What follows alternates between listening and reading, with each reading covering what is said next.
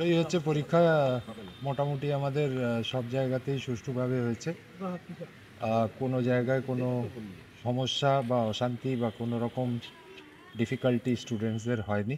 সব জায়গায় সঠিক সময় প্রশ্ন পৌঁছেছে, স্টুডেন্টরা ঠিকঠাক পৌঁছেছেন, ইনভিজিলেশন ঠিকঠাক হচ্ছে।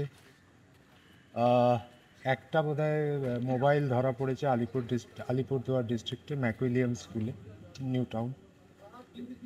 আর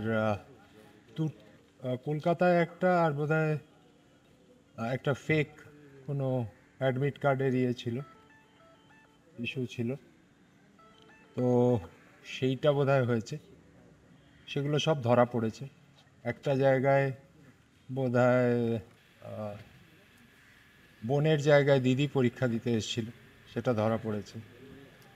সো আমাদের অ্যাজ সাচ 100% ইনভিজিলেশন ডিউটি এবং ইত্যাদি সব কিছু খুব ভালোভাবে হচ্ছে এবং সব স্কুলই খুব তটস্থ বাচ্চাদের পরিষেবা দেওয়ার ক্ষেত্রে। মাধ্যমিক পরীক্ষা মেমোরেবল করার ক্ষেত্রে আমাদের যা যা করণীয় আমরা করতে পেরেছি। আমি রাজ্য প্রশাসন, জেলা প্রশাসন, মাননীয় মুখ্যমন্ত্রী, মাননীয় শিক্ষামন্ত্রী, আমাদের শিক্ষা দপ্তর সবার সাহায্য পেয়েছি। পর্ষদের তরফ থেকে আমি ব্যক্তিগতভাবে সবাইকে ধন্যবাদ জানাতে চাই। পরীক্ষা ভালোভাবে হচ্ছে, আমি আশা করব 22 তারিখ অবধি এইভাবেই চলবে।